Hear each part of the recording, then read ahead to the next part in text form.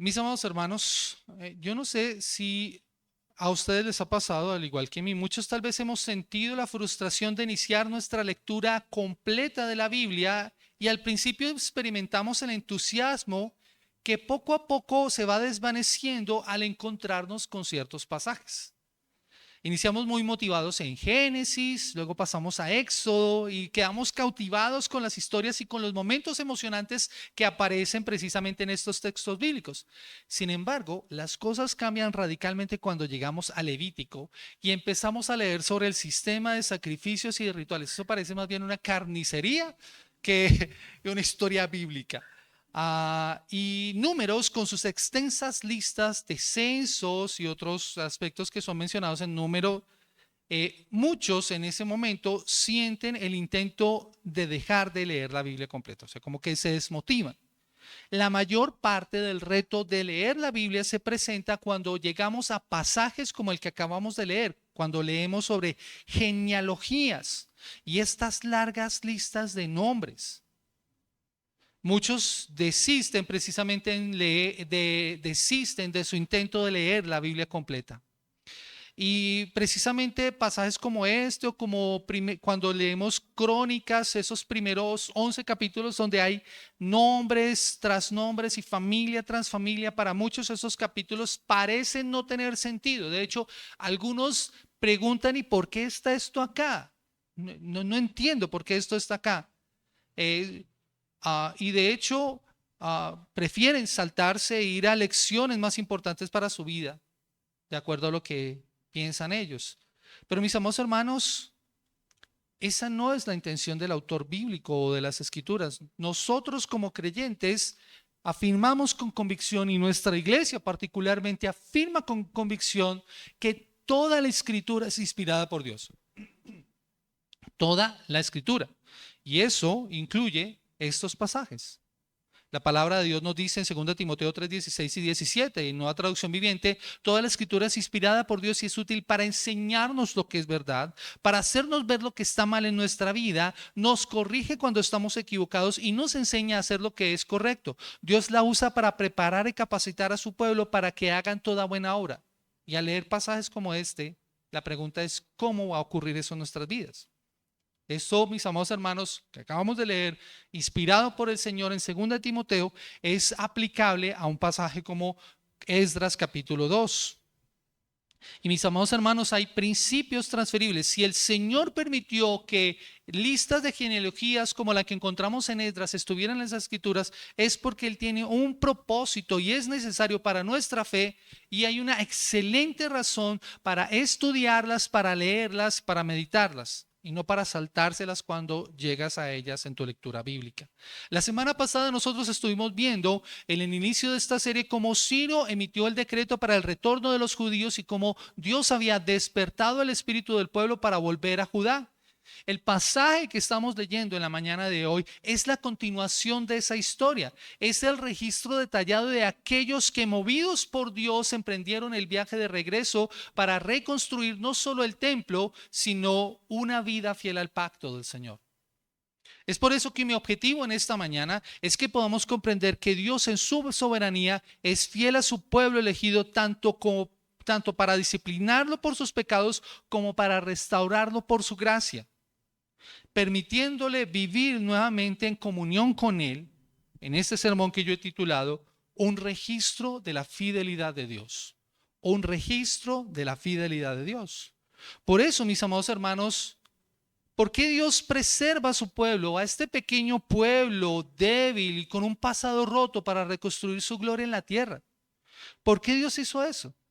Y lo primero que nosotros debemos ver lo encontramos en los versículos 1 y 2. Y que yo he puesto en este punto: porque su fidelidad no depende de nuestra perfección, sino de su pacto. Porque su fidelidad no depende de nuestra perfección, sino de su pacto. Acompáñeme nuevamente a Esdras capítulo 1, el versículo 1 y versículo 2. Perdón, Esdras 2, 1 y 2. Dice: estos son los hijos de la provincia que subieron del cautiverio, de aquellos que Nabucodonosor, rey de Babilonia, había llevado cautivos a Babilonia, y que volvieron a Jerusalén y a Judá, cada uno a su ciudad, los cuales vinieron con Zorobabel, Jesúa, Nehemías, Seraías, Relaí, Relaías, Mardoqueo, Bisal, Mispar, Bigbai, Rehú y Baana.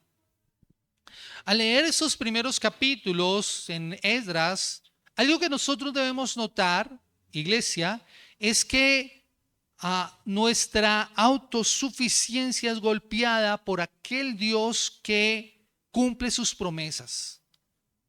Nos encontramos con esa verdad de que Dios preserva un pueblo que no tiene nada de qué enorgullecerse, salvo de ser el objeto y ver la promesa de Dios cumplida en sus vidas.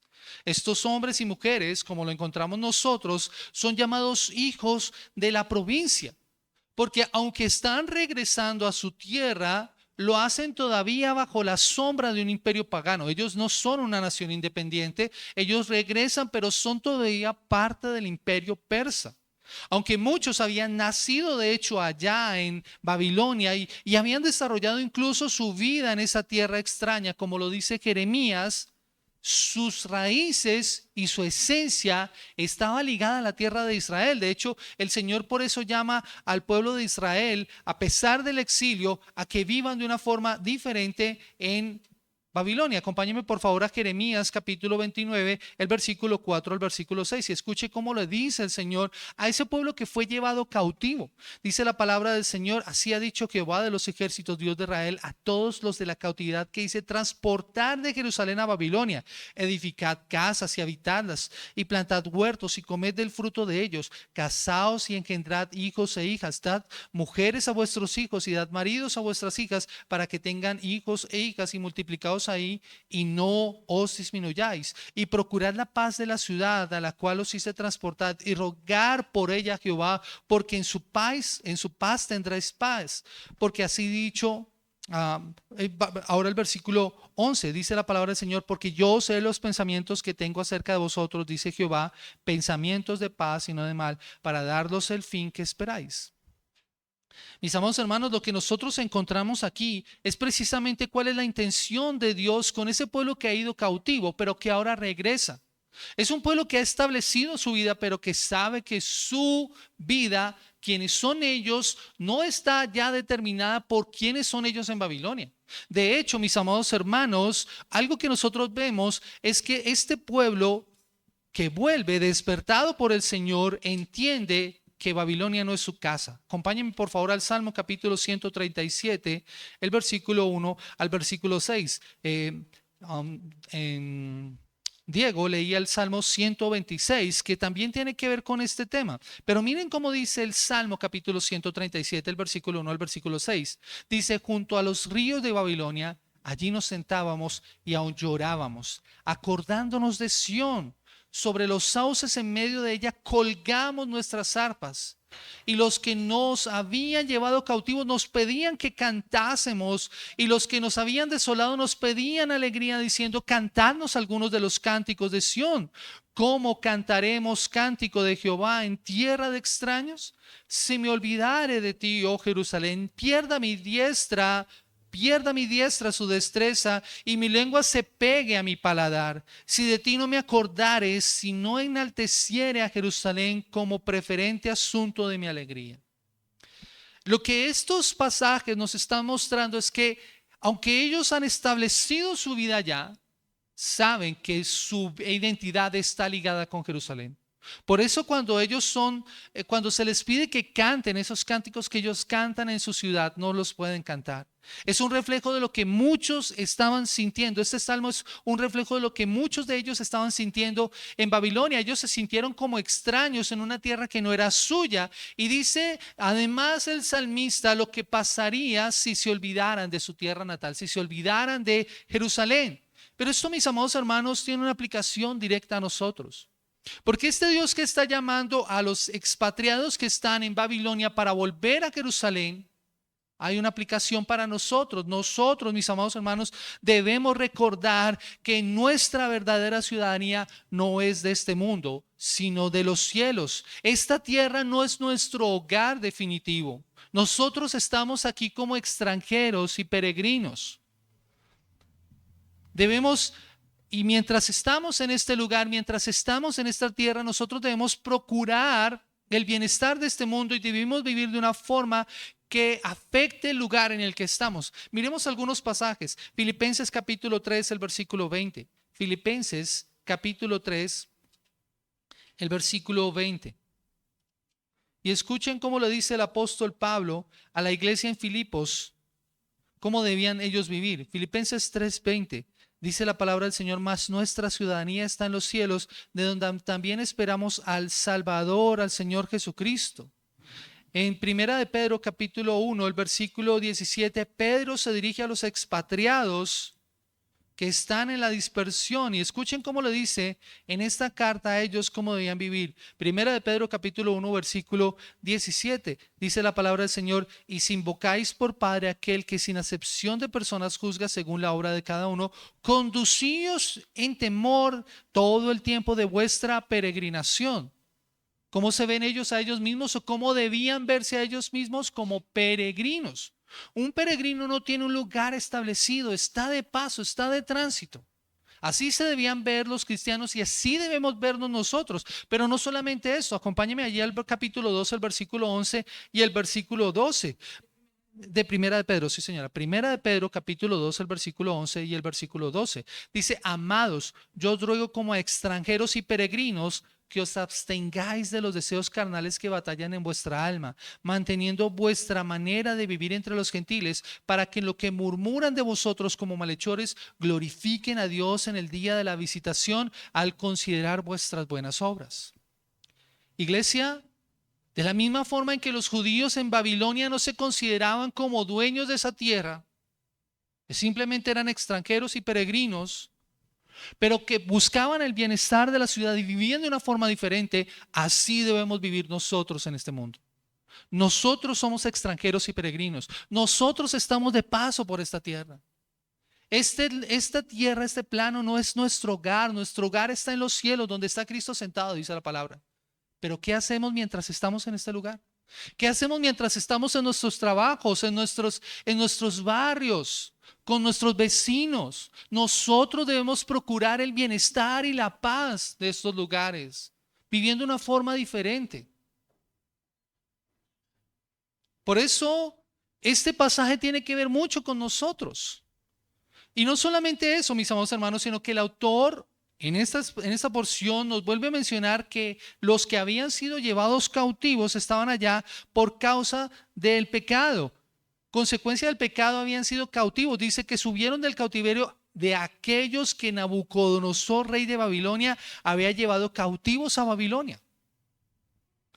El Espíritu de Dios los había despertado. Ahora sí lo permitía volver a su tierra, y por eso se toma el trabajo de registrar nombre tras nombre y familia tras familia, para demostrar que a pesar del juicio de Dios que ellos sufrieron por el pecado y que los llevó al exilio, Dios los llevaba otra vez a su tierra. Por eso este es un registro de la fidelidad de Dios. Dios nunca dejó de tratarlos como esos legítimos herederos del pacto. Y Dios está cumpliendo sus promesas. Acompáñeme a Isaías capítulo 48, el versículo 12 al versículo 20. Isaías 48, versículo 12 al 20. Y miren lo que dice la palabra del Señor. Dios reprende a Israel por su infidelidad, pero miren cómo dice: óyeme, oh Jacob, y tú Israel, a quien llamé yo mismo, yo el primero. Yo también el postrero, mi mando fundó también la tierra, y mi mano derecha midió los cielos con el palmo. Al llamarlos yo, comparecieron juntamente. Juntaos todos vosotros y oíd.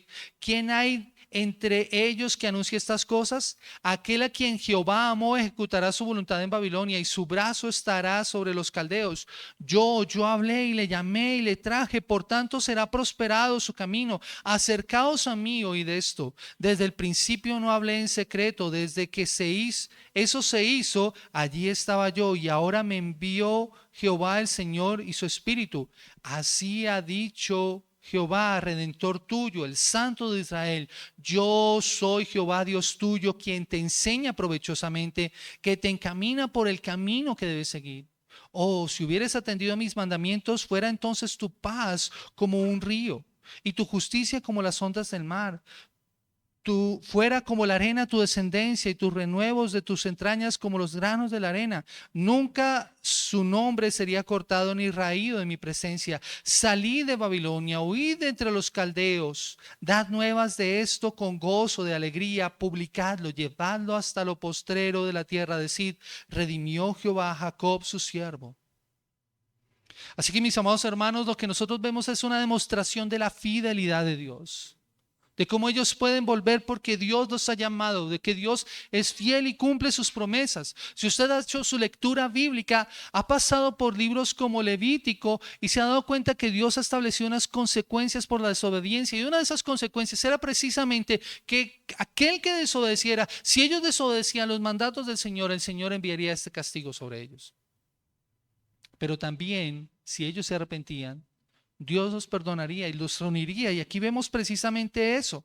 Esta mañana providencialmente leíamos Nehemías 9 y de Nehemías 10. Y algo que me llamaba la atención es precisamente eso. Hay un recuento de la historia del pueblo de Israel y de por qué ellos llegaron al lugar que llegaron. Y ellos reconocen su pecado, pero Dios es fiel y los trae de nuevo. Es por eso que esta lista que aparece en este capítulo es un registro de la fidelidad de Dios con ese pueblo.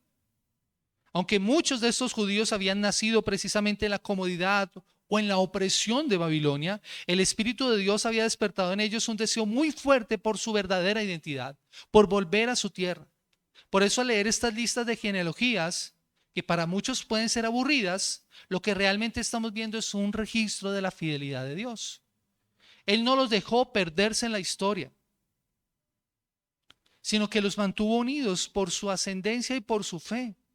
Como bien surgieron los nombres de líderes, y como lo podemos ver precisamente en los líderes que aparecen allí, miren cómo dice el versículo 2, dice: los cuales vinieron con Zorobabel, Jesúa, Nehemías, Seraías, Reelaías, Mardoqueo, Bisal, Mispar, Bigbai, Rehú y Baana.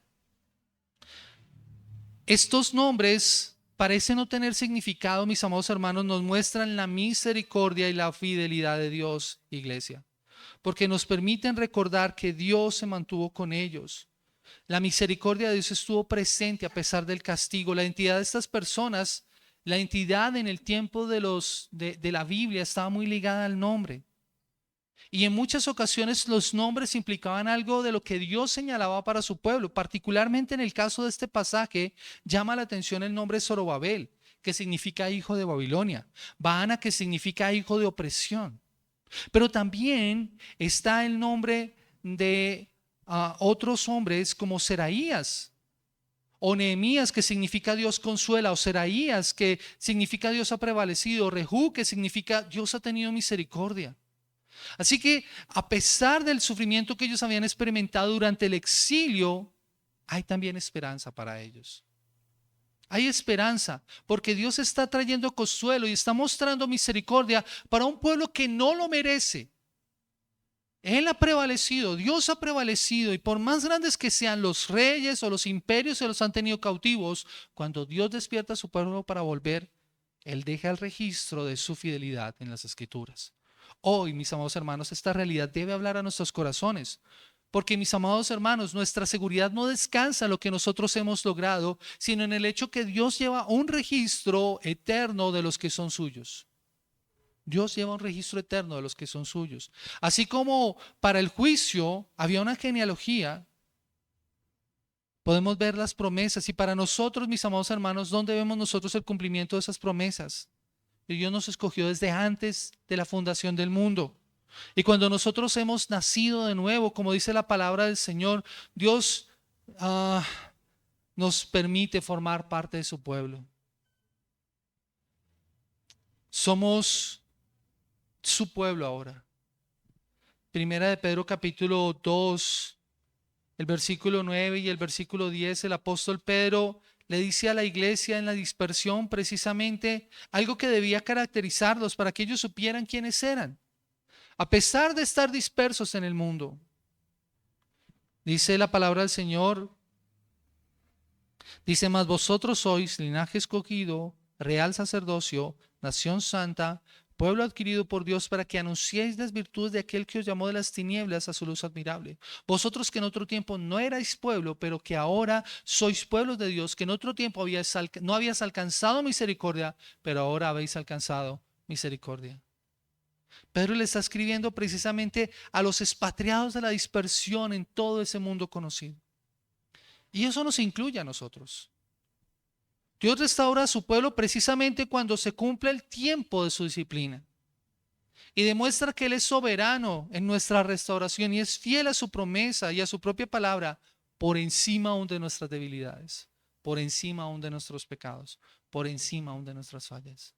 Iglesia, si Dios es fiel para preservar la identidad de su pueblo en medio de las ruinas, también es soberano para usar nuestra debilidad como el escenario donde su gloria va a brillar más. Y esto nos lleva entonces a nuestro segundo punto. Cómo este Dios misericordioso mantiene un registro fiel de su misericordia. ¿Y por qué sostiene este pueblo? Porque su gloria brilla más a través de instrumentos ordinarios y débiles. Su gloria brilla más a través de instrumentos ordinarios y débiles. Versículo 2 dice, los cuales vinieron con Zorobabel, Jesúa, Nehemías, Seraías, Realías, Mardoqueo, Bisal, Mispar, Bigvai, Rehú y Baana. Esta lista de Esdras de estos líderes que suben a Jerusalén es contraria a muchas veces nuestra lógica del éxito. Dios no está buscando superhéroes para construir su templo. Él está registrando a personas comunes y a familias y aldeas precisamente insignificantes, como lo vamos a ver en un momento, para demostrar que el poder de la restauración proviene de su mano y no del esfuerzo humano, para que no hubiera en ellos una aire de enorgullecimiento por lo que estaba pasando. Por eso, al observar el liderazgo de este remanente, vemos hombres nuevamente como Zorobabel y Jesúa. Zorobabel, como ya lo vimos, nos recuerda su nacimiento en Babilonia, en el exilio, hijo de Babilonia. Pero lo interesante de este hombre es que él era heredero legítimo del trono de David. Aquí aparece como un humilde administrador bajo el permiso, bajo el gobierno de un rey pagano. Él es el encargado de llevar, como ya lo vimos la semana pasada, los tesoros del templo y que sería gobernador de la provincia de Judá. Con él sube un hombre que se llama Jesúa, es el sumo sacerdote. Así que vemos a aquel que va a ser el gobernador y al líder espiritual, a Jesúa, al sumo sacerdote. Él sería el sumo sacerdote en Jerusalén nuevamente. Pero su historia es una historia trágica, cargada de tragedia. Jesúa es descendiente de un sacerdote que se llama Serías, que fue ejecutado precisamente cuando los babilonios llegaron a conquistar Jerusalén, junto con otros ciudadanos importantes, como lo señala la palabra de Dios en 2 de Reyes 25. Sin embargo, el papá de Jesúa, que se llamaba Josadac, fue perdonado y fue llevado cautivo a Babilonia.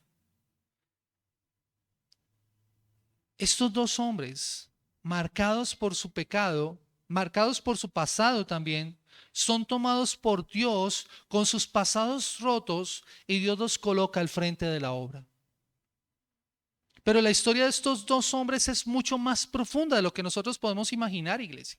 No son solamente dos hombres que parecieran tomados al azar. Iglesia, la primera persona que se nombra es importante, Zorobabel o Sesbazar, porque es un descendiente de David. ¿Y por qué esto es importante, iglesia? Porque recuerden que Dios había hecho una promesa a David de que un descendiente suyo se sentaría siempre en el trono de Judá. Si Judá no hubiera caído, posiblemente Zorobabel o Sesbazar habría sido rey en Judá. Pero en cambio se vuelve un hijo de Babilonia. Ahora es solamente un gobernador, no el Mesías que ellos esperaban. Pero Dios establece a través de él una línea que permitiría el nacimiento de nuestro Salvador. Por eso es importante que él vuelva a Jerusalén, que él vuelva a Judá. Dios establece a través de él una línea que nos llevaría al Salvador. Y ahí es donde nosotros vemos un registro de la fidelidad de Dios. ¿Y en dónde lo podemos ver?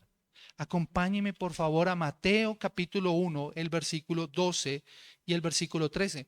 Otra genealogía. Mateo capítulo 1, el versículo 12 y el versículo 13. Dice la palabra del Señor: después de la deportación a Babilonia, Jeconías engendró a Salatiel y Salatiel a Zorobabel. Zorobabel engendró a Abiud y Abiud engendró a Eleaquín y Eleaquín a Azor. Y si usted sigue leyendo, se va a dar cuenta de hasta dónde va a llegar esa línea. Versículo 16. Y Jacob engendró a José, marido de María, de la cual nació Jesús, llamado el Cristo. Y Lucas capítulo 3, el versículo 27. Lucas capítulo 3, el versículo 27. Otra genealogía. Lucas 3, 27. Dice la palabra del Señor: hijo de Joana, hijo de Resa, hijo de Zorobabel, hijo de Salatiel, hijo de Neri. Y usted sigue leyendo ahí la descendencia hasta llegar a Jesús. Siglos después, este Zorobabel, que fue puesto como gobernador en Judá, sería descendiente, o más bien Zorobabel sería un descendiente de Jesús, que nacería en un pequeño pueblo de esta provincia de Judá, que volvía de la cautividad. Y todo esto está apuntando a una salvación más grande, mis amados hermanos. Pero no solamente esto, el otro personaje que encabeza el retorno es Jesúa. Su nombre es una forma de Josué, y Josué significa Jehová es salvación, como ya vimos. Su historia está marcada por el dolor, como lo acabamos de ver. Su abuelo había sido ejecutado por Nabucodonosor y su padre había ido al cautiverio. Ahora volvía a cumplir con las obligaciones, pero no podría hacerlo hasta que el templo estuviera completamente restaurado. Pero allí estaría disponible y su vida no pasaría desapercibida, iglesia, porque había una profecía sobre él, que él precisamente anticiparía la llegada del Mesías. Acompáñeme a Zacarías capítulo 3, el versículo 8. Yo sé que estamos mirando muchos pasajes, iglesia, pero estos pasajes son necesarios para poder comprender esta porción. Zacarías está antes de Malaquías, el último libro del Antiguo Testamento. Zacarías capítulo 3, el versículo 8. Y en el versículo 1 dice: me mostró al sumo sacerdote Josué, el cual estaba delante del ángel de Jehová, y Satanás estaba a su mano derecha para acusarle. Y miren cómo dice el versículo 8. Dice: escucha pues ahora, Josué, sumo sacerdote, tú y tus amigos que se sientan delante de ti, porque son varones simbólicos. Y aquí yo traigo a mi siervo el renuevo. Esa es una promesa del Salvador. Él volvería a Judá, a Jerusalén, para anticipar la llegada y la salvación y la restauración para todo aquel que cree en Cristo. Como dice el versículo 9, porque aquí aquella piedra que puse delante de Josué, sobre esta única piedra hay 7 ojos, y aquí yo grabaré su escultura, dice Jehová de los ejércitos, y quitaré el pecado de la tierra en un día. Mis amados hermanos, tanto Zorobabel como Josué o como Jesúa son débiles, son suficientes, y junto a ellos esos otros 11 líderes que subieron y los que vendrían después de ellos, y muchos que podrían considerarse héroes.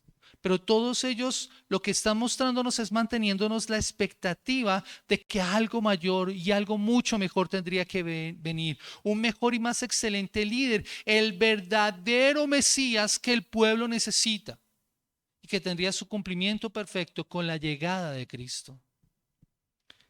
Este principio nos enseña acerca del poder en la debilidad. Poder en la debilidad. Ellos son débiles. Pero ¿quién es el fuerte? El Dios que los está trayendo, el Dios que los está colocando. Y esa es una constante en la historia de redención. Porque nos enseña, mis amados hermanos, que Dios utiliza una comunidad que no es una nación independiente, sino una pequeña provincia, incluso empobrecida, con líderes que son insuficientes. Pero todo esto lo hace para que el mundo sepa que si el templo se está levantando es porque el Señor está obrando, porque Él está despertando el espíritu de su pueblo. Iglesia, esto nos enseña también que no son los grandes ejércitos, ni los líderes poderosos, ni los tesoros acumulados los que logran el éxito, sino la presencia de Dios habitando en medio de los humildes. Aquellos que se disponen en las manos del Señor son los que podrán experimentar la provisión y la fuerza para poder enfrentar cualquier reto. Esta multitud de hombres, como lo vamos a ver, son desconocidos para nosotros. De ellos no conocemos muchas cosas, pero son conocidos por Dios. Son conocidos por Dios. Y esto, mis amados hermanos, también nos enseña que en su reino no hay piezas insignificantes. Nosotros somos hoy una manada pequeña, tal vez insignificantes para muchos en el reino de Dios, pero no creas, lo poco o lo mucho que el Señor nos permite hacer es valioso para Él y Él lleva registro. Y esta historia nos muestra al final del día que esa preservación precisamente de ese pequeño pueblo y débil pueblo con líderes débiles tiene un propósito mayor. De entre estos líderes insignificantes, de estas familias ordinarias, de estas pequeñas aldeas que son mencionadas, nacería siglos más tarde el Salvador del mundo. Porque Dios preserva o preservó a su pueblo, aún en su debilidad, para que naciera de este el Salvador, quien debería recibir toda la gloria, como lo cantábamos en esta mañana.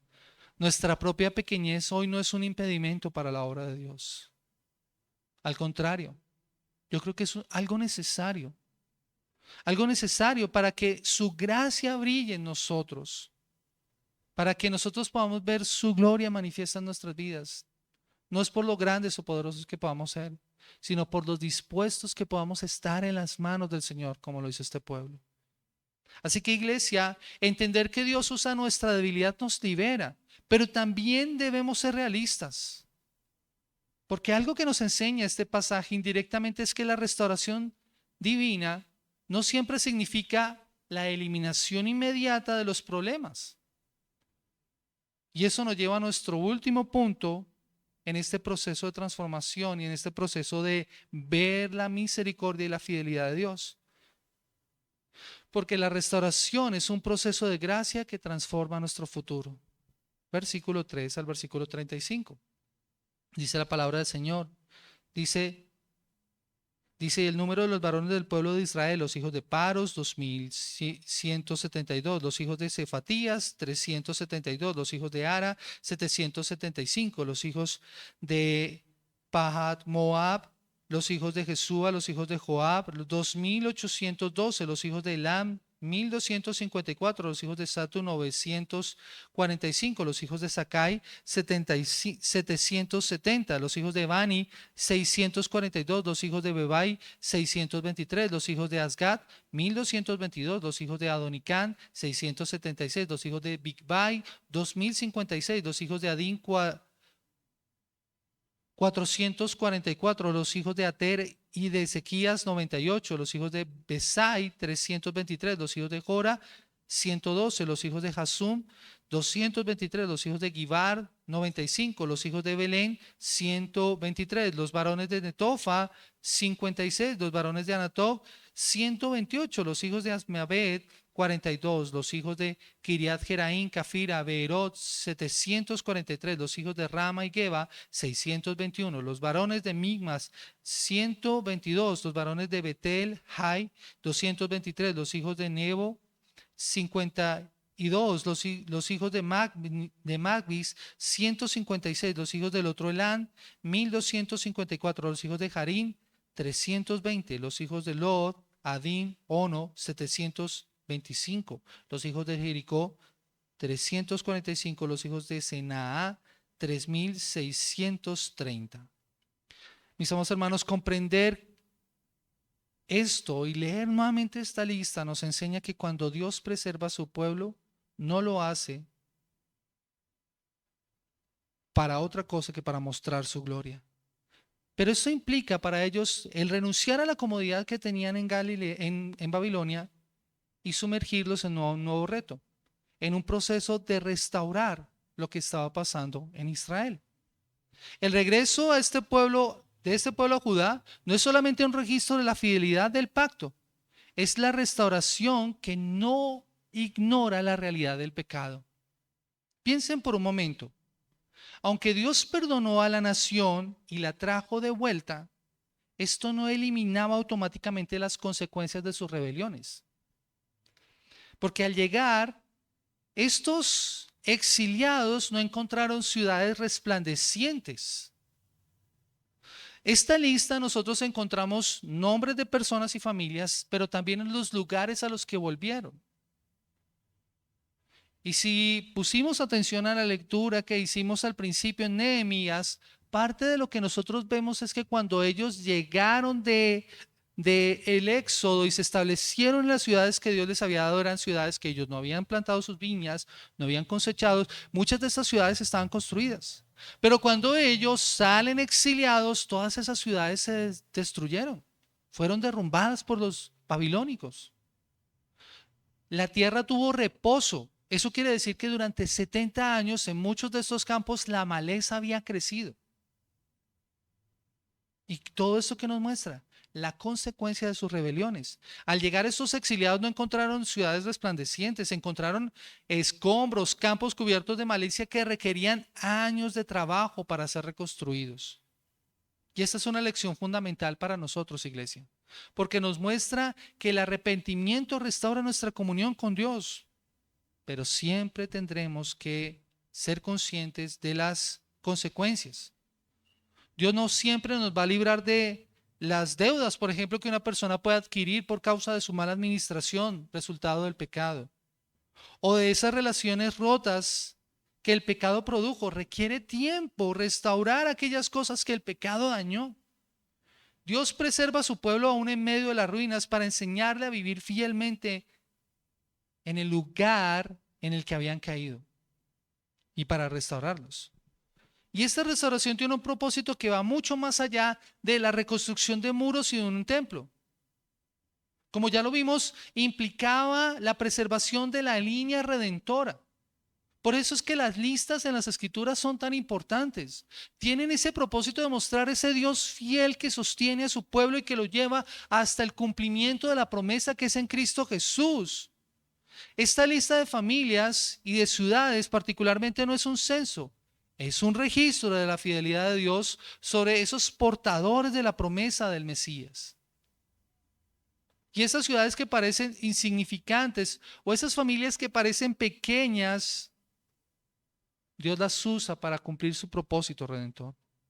Esas son las familias que aceptaron el reto, que sus espíritus fueron despertados para volver a Jerusalén, como lo leíamos nosotros en el capítulo 1, que cumplieron con la tarea de construir el templo. El templo nunca se hubiera podido construir si estas familias que son nombradas en este capítulo no hubieran salido de Babilonia, no hubieran estado dispuestas a renunciar a su comodidad en ese lugar para venir a asumir el reto de enfrentarse a lo que tendrían que enfrentarse en Jerusalén. No sabemos los nombres de todas ellas, se nos dicen números, se nos nombra el líder, pero se nos dicen los números que iban con ellos. No sabemos sus nombres, pero ¿sabes quién sí conoce quiénes son estos? Nosotros vemos un número, Dios conoce el nombre, porque Dios conoce a los que son suyos. En ocasiones nosotros hacemos cosas que son desconocidas por otros, pero Dios sí ve lo que nosotros estamos haciendo en su nombre. Si Dios quiso que esta información quedara registrada, era para que supiéramos algo de las personas que participaron en su plan, porque Dios lleva registro de las buenas obras. De hecho, en una porción de los Salmos dice la palabra del Señor, Él le pedía al Señor que se acordara de todas sus ofrendas, porque Dios lleva registro de todo eso. Un comentarista, David Burr, dice lo siguiente: ¿acaso no estará anotando en los archivos celestiales los nombres de todos aquellos que dejan sus ambiciones terrenales con el fin de contribuir fielmente a la edificación de su casa espiritual? Por eso es que el Señor dice en su palabra, iglesia, aquellos que están haciendo la obra del Señor, aquellos que están cumpliendo con el llamado al ministerio, al servicio, a amonestarse, a alentarse los unos a los otros, a predicar el evangelio, que a su tiempo cosecharemos si no desmayamos. Por tanto, mis amados hermanos, nuestra esperanza hoy no es que Dios nos libre no solamente del esfuerzo o del dolor, sino que Él está usando nuestra historia para hacer avanzar su propósito eterno. Porque Dios conoce a su pueblo de una manera personal e íntima. como conocía a cada uno de los que estaban volviendo de Babilonia a Jerusalén.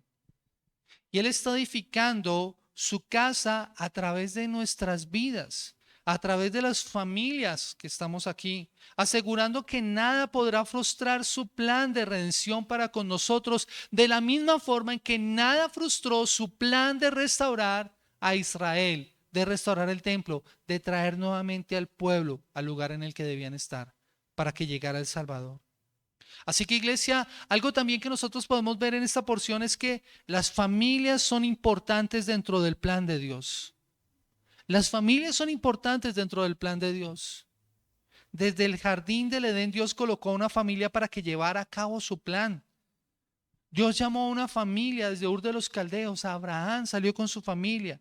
Y Dios sigue así obrando en las Escrituras. Y Dios sigue así llamando a individuos y a sus familias, y que éstas se organicen en comunidades locales que a su vez llamen a otras familias para venir a Cristo en arrepentimiento y fe. Dios sigue edificando su casa por medio de familias y de iglesias locales como esta. A Dios le importa la familia. Y a Dios le importa las familias y las coloca en lugares para hacer avanzar su obra, para que sirvan de testimonio, para que sirvan de ejemplo.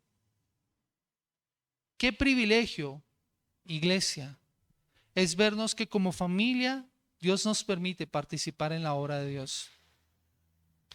La familia es la primera que enseña a los hijos la palabra. La familia es la primera que guía a estos pequeños para que conozcan el evangelio. Así lo hizo la familia de Timoteo con él. Y así debemos hacer nosotros.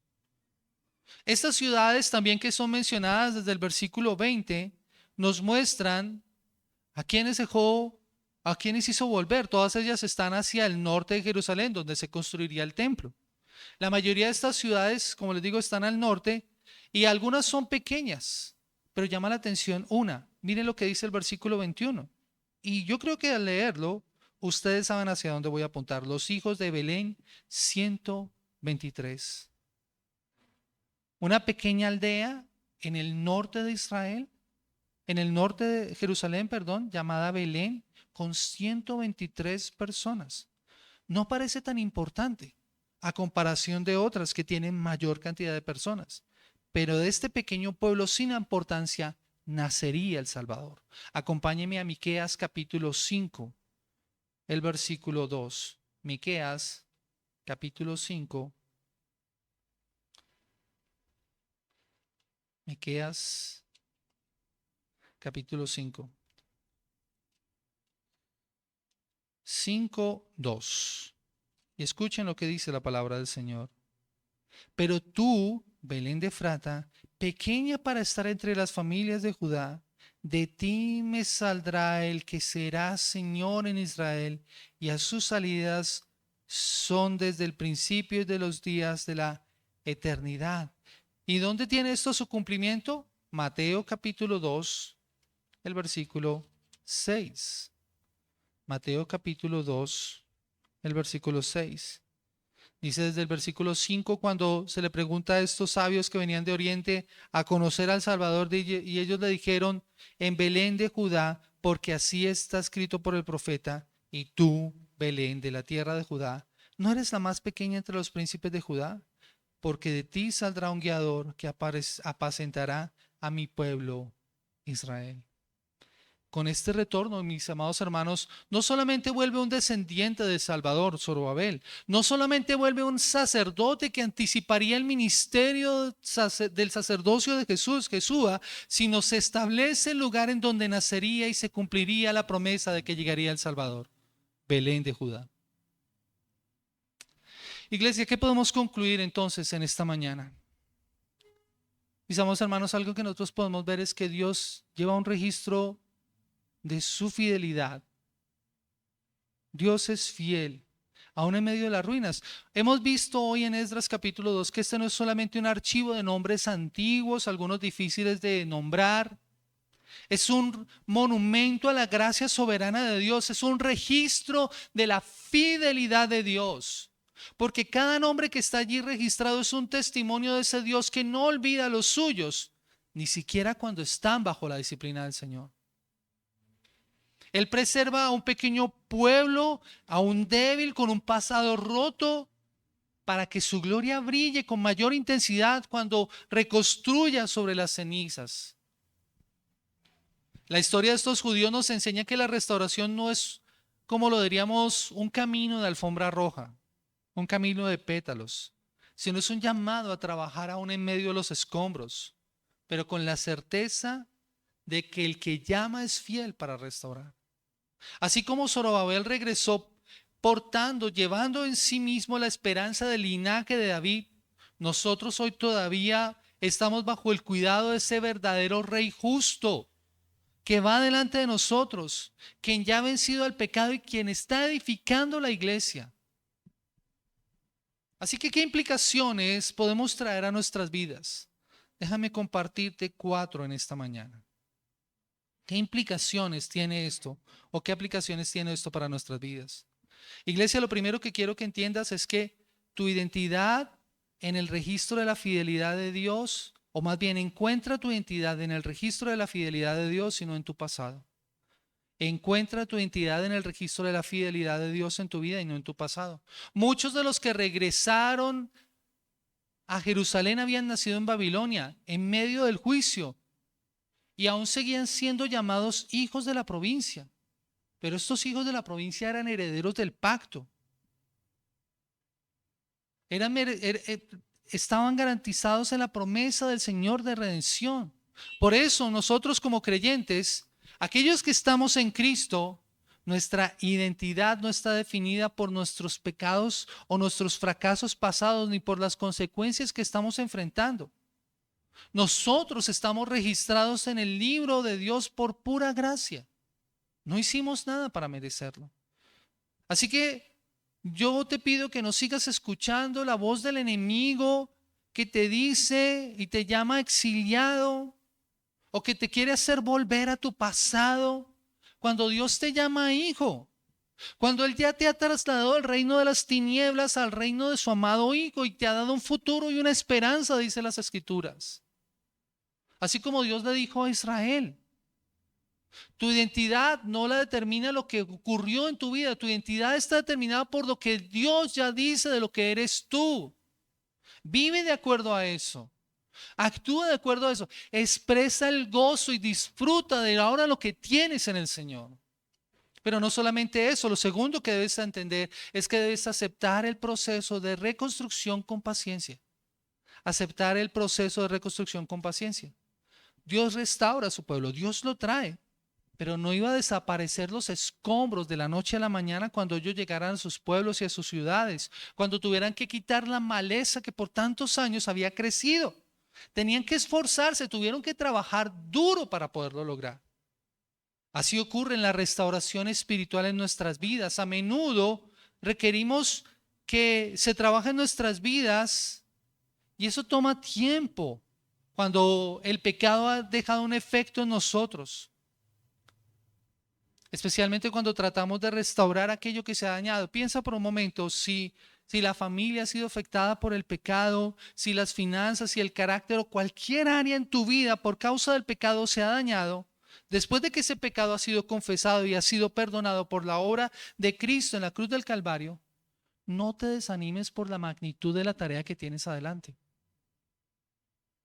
Eso implica esfuerzo de tu parte en ese proceso de restauración, confianza, tiempo. Pero ten presente que la fidelidad de Dios te sostiene mientras pones piedra sobre piedra de la reconstrucción en tu vida, de lo que el Señor está haciendo. No importa cuánto tiempo pueda tomar esto. Así que descansa en el Señor. El tercer aspecto que quiero que tengas presente es que valora tu papel en el cuerpo de Cristo, por muy ordinario que parezca o por muy insignificante que parezca. En la lista de Esdras se incluyen personas de las que no sabemos nada. Como les digo, son solamente números. Pero estas personas de las que no sabemos su nombre fueron importantes, fueron vitales para levantar el templo. Dios se place, iglesia, Dios se place en usar personas ordinarias para realizar propósitos extraordinarios. Nosotros no somos conocidos ni importantes, no tenemos un nombre famoso sobre el cual se nos mire a nosotros, pero nuestro servicio en la iglesia local, nuestra fidelidad en nuestro hogar, nuestras buenas obras en secretos son vistas y colocadas en el registro de la fidelidad de Dios. Cada consejo que das, cada enseñanza que compartes, Dios la está viendo. Cuando tú prestas un servicio a tu iglesia, cada ofrenda que tú presentas al Señor, Dios está llevando registro de eso. La casa de Dios, que es su iglesia, se edifica por medio de familias e individuos que simplemente están dispuestos a decir sí al llamado de volver a su presencia, pero que tal vez no serán conocidos jamás. Y por último, vive como un peregrino con esperanza. Iglesia, somos llamados a vivir como peregrinos con esperanza. Los judíos en Babilonia, como lo leíamos en el Salmo 137, suspiraban por Jerusalén porque sabían que esa tierra era extraña y no era su hogar. Anhelaban volver a su tierra. Y el Señor les permitió hacerlo. Iglesia, debemos recordar que nuestra ciudadanía está en los cielos. Por eso, no te acomodes tanto a la cultura de este mundo. Recuerda lo que dice Pablo a los romanos en Romanos capítulo 12, el versículo 1 y versículo 2. Acompáñame por favor allí, Romanos capítulo 12, el versículo 1 y el versículo 2. Dice, así que hermanos, os ruego por la misericordia de Dios que presentéis vuestros cuerpos en sacrificio vivo, santo, agradable a Dios, que es vuestro culto racional. No os conforméis a este siglo, sino transformaos por medio de la renovación de vuestro entendimiento, para que comprobéis cuál sea la buena voluntad de Dios, agradable y perfecta. Iglesia, por eso nuestra esperanza final no es una restauración terrenal perfecta, no es que inmediatamente las cosas se vuelvan color de rosa de este lado de la eternidad. Nuestra esperanza realmente está en la ciudad celestial que Dios nos ha preparado.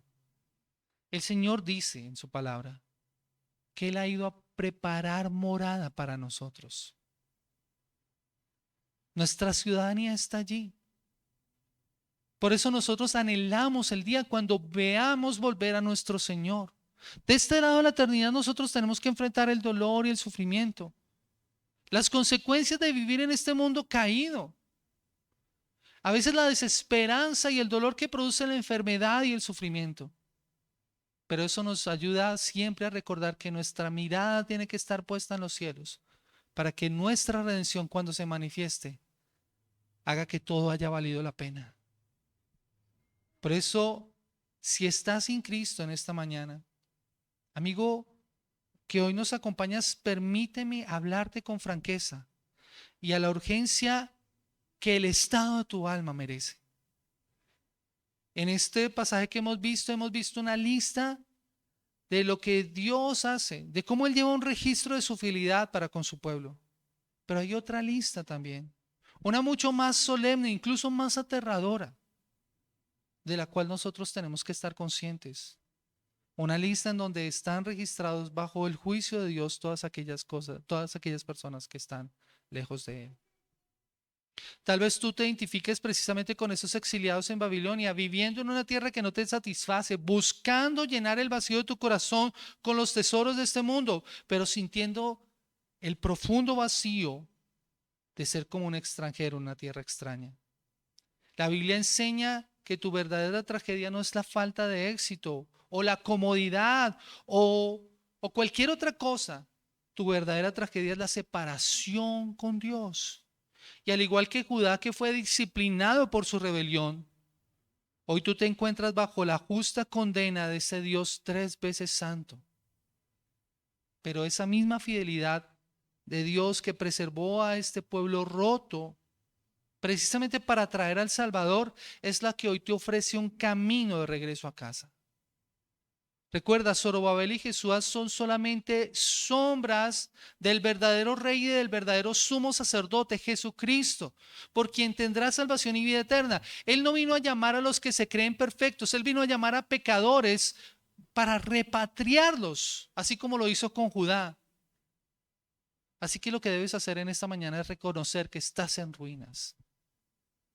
No ignores la voz de Dios, despierta a su voz. No intentes seguir reconstruyendo tu vida por tus propios medios, porque sin Cristo lo único que estarás haciendo es amontonar escombros. Hoy el llamado que te hace la palabra y mi invitación es a que vengas a Él en el arrepentimiento y fe. Abandona esa Babilonia de tu suficiencia propia y corre a aquel que fue quebrantado en la cruz para que pudiera ser restaurado. Hoy el rey ha emitido un decreto de libertad mucho más grande que el decreto de Ciro. Él te llama a salir de la esclavitud del pecado y a entrar en el registro del pueblo de Dios. No por tu linaje, no por tus méritos, sino por la fe en el Hijo de Dios, por su sangre preciosa vertida en la cruz del Calvario. Ven a Cristo ahora, antes de que ese registro de vida se cierre, antes de que ya no puedas escuchar más la voz del Señor. Reconoce tu bancarrota espiritual y hallarás en Él una restauración no solo de tu pasado, sino que tendrás la esperanza futura y la gloria eterna abierta para ti. Iglesia, vamos a orar en esta mañana. Señor, hoy queremos darte gracias porque tú eres Dios que guarda y que manifiesta su fidelidad llevando registro de ella. Y lo mostraste a través de estos hombres humildes, de estos hombres, Señor, que son desconocidos para nosotros, pero que tú sí conoces, de la misma forma en que nos conoces a nosotros. Gracias porque aunque hemos fallado, tu fidelidad, Señor, permanece para siempre y tú nos perdonas. Ayúdanos, Señor, a mirar nuestro futuro sin quedarnos pensando en las ruinas de nuestro pasado, sino con la esperanza, sabiendo que tú estás en medio de nosotros y que nuestra historia forma parte de un plan maravilloso de tu salvación y de tu redención en Cristo Jesús. Señor, tú nos has llamado de muerte a vida. Señor, tú nos has llamado para que ahora seamos ese pueblo adquirido por ti, Señor, para anunciar las virtudes de aquel que nos llama de las tinieblas a su luz. Ya no somos extranjeros y expatriados, Señor. No somos solamente peregrinos. Somos ciudadanos del reino de los cielos, conciudadanos con los santos. Nuestra ciudadanía está en los cielos, donde está Cristo sentado. A Él lo esperamos para darle la alabanza y la exaltación. Pero mientras eso ocurre, Señor, permítenos vivir de este lado de la eternidad, conscientes, Señor, de la responsabilidad que tenemos de estar en este mundo, Señor, y viviendo de una forma que honre tu nombre. Por eso te alabamos y te bendecimos en esta mañana. Y oramos dándote la exaltación a ti. Amén. Amén.